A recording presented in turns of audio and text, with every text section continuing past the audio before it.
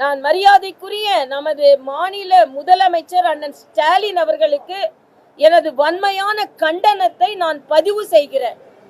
இந்த நாடு ஒற்றுமையாக இருக்க வேண்டும், எல்லோரும் பாடுபட்டு கொண்டிருக்க நேரத்தில் அவன் பீகாரி, அவன் கோமுத்திரம் சாப்பிட்றவன், குடிக்கிறவன், அவன் வட இந்தியன், வடக்கன், அவன் தெற்கு இந்தியன் கிடையாது, தமிழன் கிடையாது என்று பிரித்து பிரித்து பிரித்து இந்த தேசத்தில் உள்ள மக்களிடம் பிரிவினையை ஏற்படுத்தி கொண்டிருப்பது திராவிட முன்னேற்ற கழகம்.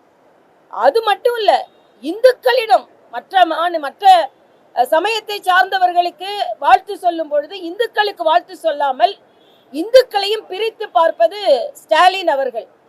மரியாதைக்குரிய பாரத பிரதமர் நேற்று பீகார்ல என்ன சொன்னார்னா, பீகார் மக்களை கீழ்த்தரமாக பேசுவது திராவிட முன்னேற்ற கழகம், பாகுபாடோடு பேசுவது திராவிட முன்னேற்ற கழகம். தமிழர்னு சொல்லல, இன்று நாங்கள் சொல்கிறோம். என்னமோ தமிழர்னா அதுக்கு திராவிட முன்னேற்ற கழகம் தான். திமுக இருக்கிறவங்க பாதி பேர் தமிழர்களே கிடையாது. நீங்க வேணா கணக்கெடுத்து பாருங்க, எத்தனை எம்பிக்கள்ல எத்தனை பேரு, சட்டமன்ற உறுப்பினர்கள்ல பச்சை தமிழர்கள் எத்தனை பேர் எடுத்து பாருங்க. நாங்க அப்படி வேறுபடுத்தி பார்ப்பதே கிடையாது. ஆனா எப்ப பார்த்தாலும் பீகாரி. நேரு என்ன சொன்னார்?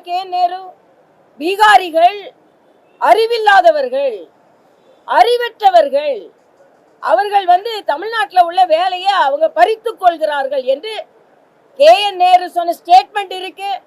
தயாநிதி மாறன் என்ன சொன்னார்? சுந்தர் பிச்சை அவர்களை பற்றி சொல்லும்போது என்ன சொன்னார்? இன்னைக்கு பீகார்காரங்க கிளீன் பண்ணி டேபிள் துடைக்க தான் லாய்க்கானவர்கள், பாத்ரூம் கழுவுறதுக்கு லாய்க்கானவர்கள் இப்படின்னு சொன்னீங்களா இல்லையா? பாராளுமன்றத்துல போய் நாம எல்லாரும் ஒற்றுமையா வாழ்ந்து கொண்டிருக்கின்ற நேரத்துல கோமூத்திரம் குடிக்கிற மாநிலங்கள்னு சொன்னீங்களா இல்லையா? ஆக நீங்க வேற்றுமைப்படுத்தி அவர்களை பீகார்னா பான் பராக்கு விற்கிறதுக்கு தான் அவன் ஆகும், அவனுக்கு அறிவே இல்லை சொன்னது யாரு? எல்லாம் சரித்திரத்தில் பதிவிடப்பட்டிருக்கிறது. ஆக திமுக தான் சொன்னார். உடனே தமிழர்கள் அண்ணன் ஸ்டாலினுக்கு நான் ஒன்றை சொல்லிக் கொள்கிறேன். திமுக மீது வைக்கப்படும் விமர்சனம் திமுக மீது தான் வைக்கப்படுகிறது, தமிழர்கள் மீது அல்ல. தமிழ் மக்கள் அந்த பீகாரி மக்களோடு ஒன்றாகத்தான் வாழ்ந்து கொண்டிருக்கிறார்கள். திருப்பூர்ல பாருங்க, இன்னைக்கு நம்ம ஊர்ல பாருங்க, அவர்களை எல்லாம் இணைத்துதான் பணியாற்றி கொண்டிருக்கிறார்கள். ஆனால் அதை வேற்றுமைப்படுத்துவது திராவிட முன்னேற்ற கழகம் தான். அதனால மரியாதைக்குரிய பாரத பிரதமர் தமிழர்கள் என்று எந்த இடத்திலும் சொல்லல. தமிழர்கள் வேற்றுமை பாதிக்கிறார்கள், வேற்றுமையாக நடத்துகிறார்கள் என்று எந்த இடத்திலையும் சொல்லல. திமுகவும் திமுக கூட்டணியை சார்ந்தவர்களும் தமிழ்நாட்டில் பீகாரை சார்ந்த மக்களை இழிவுபடுத்துகிறார்கள் என்ற உண்மையை பதிவு செய்திருக்கிறார். உங்கள் அமைச்சர்கள் இப்படி பேசி இருக்கிறார்கள் இல்லை என்று சொல்லுங்க. அதனால இன்னைக்கு திராவிட முன்னேற்ற கழகத்தை குறித்து சொன்னதை, தமிழர்களை பற்றி குறித்து சொன்னதாக திரித்து பேசுவதற்கு எனது வடுமையான கண்டனத்தை தெரிவித்துக் கொள்கிறேன். இங்க உட்கார்ந்துருக்கவங்க எல்லாம் தமிழர்கள் தான், நீங்க எல்லாரும் தமிழர்கள் தான். திமுக இருக்கிறவங்க மட்டும் தமிழர்கள் கிடையாது, தமிழ்நாட்டை சார்ந்த தமிழர்கள். இன்னைக்கு நம்ம தமிழர்கள் பீகார்ல வேலை செய்யறாங்க, டெல்லியில வேலை செய்யறாங்க, மும்பையில வேலை செய்யறாங்க. எல்லா தமிழர்களுக்கும் கொடுக்க வேண்டிய மரியாதை எல்லா இடங்களிலும் கொடுக்கப்பட்டு கொண்டிருக்கிறது. நாங்க தமிழர்கள் தான்.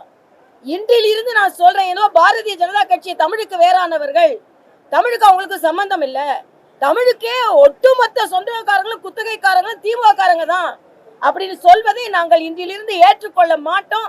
இன்னைக்கு திமுகவை சொன்னதை தமிழர்களை சொன்னதாக திரித்து பேசுவதை நிச்சயமாக 8 கோடி தமிழர்கள் ஒத்துக்கொள்ள மாட்டார்கள். அதனால் ஸ்டாலின் அவர்களின் அந்த பதிவிற்கு நான் கடுமையான கண்டனத்தை தெரிவித்துக் கொள்கிறேன். மரியாதைக்குரிய பாரத பிரதமர் மாதிரி இந்த நாட்டிற்கு ஒற்றுமையை விதைப்பவர் வேறு யாரும் இருந்தது கிடையாது என்பதை நான் தெரிவித்துக் கொள்கிறேன். செய்திகளை உடனுக்குடன் தெரிந்து கொள்ள கீழ்கண்ட கேபிள் மற்றும் டிடிஎச் நெட்வொர்க்குகளில் எம்நாடு செய்தி தொலைக்காட்சியை காணுங்கள். பாதகம் செய்பவரை கண்டால் நாம் பயம் கொள்ளலாகாது பாப்பா, மோதி மிதித்து விடு பாப்பா, அவர் முகத்தில் உமிழ்ந்து விடு பாப்பா. அண்மை செய்திகளை உடனுக்குடன் தெரிந்து கொள்ள இணைந்திருங்கள் எம்நாடு தொலைக்காட்சியுடன்.